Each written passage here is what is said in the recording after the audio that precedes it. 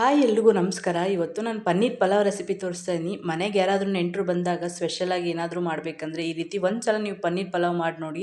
ತುಂಬ ಟೇಸ್ಟಿಯಾಗಿರುತ್ತೆ. ಇದು ಮಾಡೋದು ಸಹ ತುಂಬ ಈಸಿ. ಅವರು ಸಹ ಅಷ್ಟೇ ಇಷ್ಟಪಟ್ಟು ತಿಂತಾರೆ ಈ ಪನ್ನೀರ್ ಪಲಾವನ್ನ. ಇದು ಮಾಡೋದಕ್ಕೆ ಅಂತ ನಾನು ಫಸ್ಟಿಗೆ ಒಂದು ಬೌಲ್ಗೆ ಒಂದು ಅರ್ಧ ಬೌಲ್ ನಿಂಬೆಹಣ್ಣನ್ನು ಇಟ್ಕೊಂಡಿದ್ದೀನಿ. 1/4 ಟೇಬಲ್ ಸ್ಪೂನ್ ಆಗೋಷ್ಟು ಸಕ್ಕರೆ, 1/4 ಟೇಬಲ್ ಸ್ಪೂನ್ ಆಗೋಷ್ಟು ಉಪ್ಪನ್ನು ಸೇರಿಸ್ಕೊಂಡು ಇದಕ್ಕೆ ಒಂದು ಅರ್ಧ ಕಪ್ ಆಗೋಷ್ಟು ನೀರನ್ನು ಸೇರಿಸ್ಕೊಂಡು ಇದನ್ನು ಚೆನ್ನಾಗಿ ಮಿಕ್ಸ್ ಮಾಡ್ಕೊತೀನಿ. ಈಗ ಇದಕ್ಕೆ ಒಂದು ಅರ್ಧ ಈರುಳ್ಳಿ ಕ್ಯೂಬ್ಸ್ ಆಗಿ ಕಟ್ ಮಾಡಿ ಸೇರಿಸ್ಕೊತಾ ಇದ್ದೀನಿ.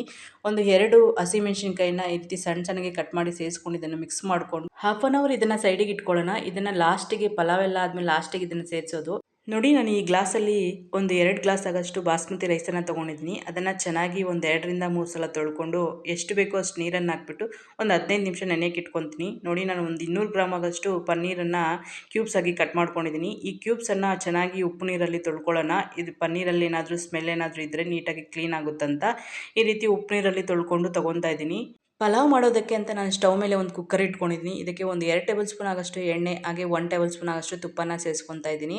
ಎಣ್ಣೆ ಸ್ವಲ್ಪ ಬಿಸಿ ಆದಮೇಲೆ ಇದಕ್ಕೆ ಒಂದು 2 ಪಲಾವ್ ಎಲೆ ಸೇರಿಸ್ಕೊತಾ ಇದ್ದೀನಿ. ಹಾಗೆ ಪಲಾವ್ ಬೇಕಾಗಿರೋ ಡ್ರೈ ಮಸಾಲೆಗಳನ್ನು ಸೇರಿಸ್ಕೊತಾ ಇದ್ದೀನಿ. 1 ಟೇಬಲ್ ಸ್ಪೂನ್ ಆಗೋಷ್ಟು ಜೀರಿಗೆ, ಒಂದು ಅರ್ಧ ಟೇಬಲ್ ಸ್ಪೂನ್ ಆಗೋಷ್ಟು ಪೆಪ್ಪರು, ಒಂದು 5-6 ಲವಂಗ, 2 ಮರಾಠಿ ಮೊಗ್ಗು, 1 ಇಂಚ್ ಆಗೋಷ್ಟು ಚಕ್ಕೆ, ಒಂದು ಸ್ಟಾರು, ಒಂದು ದೊಡ್ಡ ಏಲಕ್ಕಿ, ಒಂದು 3 ಚಿಕ್ಕ ಏಲಕ್ಕಿಯನ್ನು ಹಾಕ್ಬಿಟ್ಟು ಈ ಮಸಾಲೆಗಳನ್ನೆಲ್ಲ ಸ್ವಲ್ಪ ಹೊತ್ತು ಫ್ರೈ ಮಾಡ್ಕೊತೀನಿ. ಇದನ್ನು ಸ್ವಲ್ಪ ಹೊತ್ತು ಫ್ರೈ ಮಾಡಿಕೊಂಡ್ರೆ ಸಾಕಾಗುತ್ತೆ. ಈಗ ಇದಕ್ಕೆ ಕಟ್ ಮಾಡಿ ಇಟ್ಕೊಂಡಿರುವ ಪನ್ನೀರ್ ಕ್ಯೂಬ್ಸನ್ನು ಸೇರಿಸ್ಕೊಂಡು ಪನ್ನೀರ್ ಕ್ಯೂಬ್ಸು ಕಲರ್ ಬರೋವರೆಗೂ ಇದನ್ನು ಕಡಿಮೆ ಉರಿಲಿ ಚೆನ್ನಾಗಿ ಫ್ರೈ ಮಾಡ್ಕೋಬೇಕು. ನೋಡಿ, ಈಗ ಪನ್ನೀರ್ ಕ್ಯೂಬ್ಸ್ ಎಲ್ಲ ಚೆನ್ನಾಗಿ ಫ್ರೈ ಆಗಿದೆ. ಈಗ ಇದನ್ನು ಪನ್ನೀರ್ ಕ್ಯೂಬ್ಸನ್ನು ಮಾತ್ರ ಸೈಡಿಗೆ ತಗೊತಾ ಇದ್ದೀನಿ. ಪನ್ನೀರನ್ನು ಸಪ್ರೇಟಾಗಿ ಫ್ರೈ ಮಾಡ್ಕೊಳ್ಳೋದಕ್ಕಿಂತ ಈ ರೀತಿ ಮಸಾಲೆಗಳಲ್ಲೇ ಕುಕ್ಕರಲ್ಲೇ ಫ್ರೈ ಮಾಡ್ಕೋಬೋದು. ಆದರೆ ಫ್ರೈ ಮಾಡ್ಕೋಬೇಕಾದ್ರೆ ಉರಿನ ಕಡಿಮೆಲಿ ಇಟ್ಕೊಂಡು ಫ್ರೈ ಮಾಡ್ಕೊಂಡು ಪನ್ನೀರನ್ನು ಫ್ರೈ ಮಾಡಿಕೊಂಡು ಸೈಡಿಗೆ ತಗೊಂಡಾದ್ಮೇಲೆ 2 ಮೀಡಿಯಮ್ ಸೈಜ್ ಈರುಳ್ಳಿಯನ್ನು ಸಣ್ಣಕ್ಕೆ ಉದ್ದಕ್ಕೆ ಕಟ್ ಮಾಡಿ ಸೇರಿಸ್ಕೊತಾ ಇದ್ದೀನಿ. ಈರುಳ್ಳಿಯನ್ನು ಸೇರಿಸಾದ್ಮೇಲೆ ಇದನ್ನು ಒಂದು ಸಲ ಚೆನ್ನಾಗಿ ಮಿಕ್ಸ್ ಮಾಡ್ಕೋಬೇಕು. ಇದನ್ನು ಮಿಕ್ಸ್ ಮಾಡ್ಕೊಂಡಾದ್ಮೇಲೆ ಇದಕ್ಕೆ ಒಂದು 3ರಿಂದ 4 ಹಸಿಮೆಣಸಿನ್ಕಾಯಿನ ಕಟ್ ಮಾಡಿ ಸೇರಿಸ್ಕೊತಾ ಇದ್ದೀನಿ. ಈಗ ಈರುಳ್ಳಿ ಸಾಫ್ಟ್ ಆಗೋವರೆಗೂ ಇದನ್ನು ಚೆನ್ನಾಗಿ ಫ್ರೈ ಮಾಡ್ಕೊಳ್ಳೋಣ. ನೋಡಿ, ಈರುಳ್ಳಿ ಎಲ್ಲ ಚೆನ್ನಾಗಿ ಸಾಫ್ಟ್ ಆದಮೇಲೆ ಇದಕ್ಕೆ ಒಂದು ಅರ್ಧ ಕಪ್ ಆಗೋಷ್ಟು ನಾನು ಹಸಿ ಬಟಾಣಿಯನ್ನು ಸೇರಿಸ್ಕೊತಾ ಇದ್ದೀನಿ.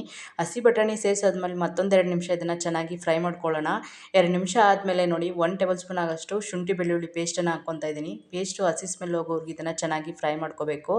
ಶುಂಠಿ ಬೆಳ್ಳುಳ್ಳಿ ಪೇಸ್ಟ್ ಹಸಿ ಸ್ಮೆಲ್ ಹೋಗಾದ್ಮೇಲೆ ಇದಕ್ಕೆ ಒಂದು 1/4 ಟೇಬಲ್ ಸ್ಪೂನ್ ಆಗೋಷ್ಟು ಅರಿಶಿನ ಸೇರಿಸ್ಕೊತಾ ಇದ್ದೀನಿ. ಹಾಗೆ ಒಂದು ಅರ್ಧ ಟೇಬಲ್ ಸ್ಪೂನ್ ಆಗೋಷ್ಟು ಖಾರದ ಪುಡಿ, ಅರ್ಧ ಟೇಬಲ್ ಸ್ಪೂನ್ ಆಗೋಷ್ಟು ಜೀರಿಗೆ ಪುಡಿಯನ್ನು ಸೇರಿಸ್ಕೊಂಡು ರುಚಿಗೆ ತಕ್ಕಷ್ಟು ಉಪ್ಪನ್ನು ಹಾಕ್ಕೊತಾ ಇದ್ದೀನಿ. ಈಗ ಇದನ್ನು ಒಂದು ಸಲ ಚೆನ್ನಾಗಿ ಮಿಕ್ಸ್ ಮಾಡ್ಕೋಬೇಕು. ಮಸಾಲೆಗಳನ್ನು 1 ನಿಮಿಷ ಮಿಕ್ಸ್ ಮಾಡಿಕೊಂಡ್ರೆ ಸಾಕಾಗುತ್ತೆ.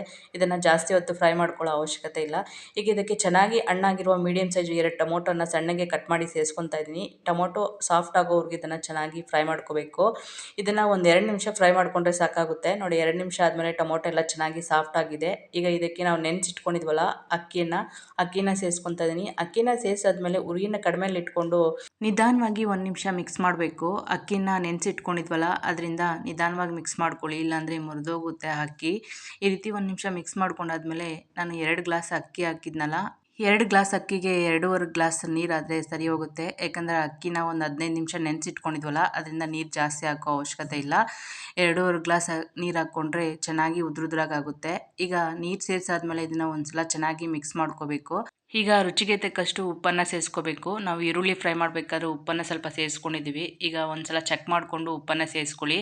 ಈಗ ಉಪ್ಪು ಸೇರಿಸಾದ್ಮೇಲೆ ಇದನ್ನು ಒಂದು ಸಲ ಚೆನ್ನಾಗಿ ಮಿಕ್ಸ್ ಮಾಡಿಕೊಂಡು ಹೆಸರು ಒಂದು ಕುದಿ ಬರೋವರೆಗೂ ಕುದಿಸ್ಕೋಬೇಕು. ನೋಡಿ, ಇದು ಒಂದು ಕುದಿ ಬಂದಿದೆ. ಈಗ ಇದಕ್ಕೆ ಅರ್ಧ ಟೇಬಲ್ ಸ್ಪೂನ್ ಆಗೋಷ್ಟು ಗರಂ ಮಸಾಲ, ಹಾಗೆ 1 ಟೇಬಲ್ ಸ್ಪೂನ್ ಆಗೋಷ್ಟು ಕಸ್ತೂರಿ ಮೇಥಿ, ಫ್ರೈ ಮಾಡಿ ಇಟ್ಕೊಂಡಿದ್ವಲ್ಲ ಪನ್ನೀರನ್ನು ಸಹ ಸೇರಿಸ್ಕೊತಾ ಇದ್ದೀನಿ. ಹಾಗೆ ಸ್ವಲ್ಪ ಕೊತ್ತಂಬರಿ ಸೊಪ್ಪನ್ನು ಸಹ ಸೇರಿಸ್ಕೊಂಡು ನಿಧಾನವಾಗಿ ಇದನ್ನು ಒಂದು ಸಲ ಚೆನ್ನಾಗಿ ಮಿಕ್ಸ್ ಮಾಡಿಕೊಂಡು ಕುಕ್ಕರ್ ಲಿಡ್ಡನ್ನು ಕ್ಲೋಸ್ ಮಾಡಿಬಿಟ್ಟು ಐ ಫ್ಲೇಮಲ್ಲಿ ಇದನ್ನು ಒಂದು 2 ವಿಷಲ್ ಕೂಗಿಸ್ಕೋಬೇಕು.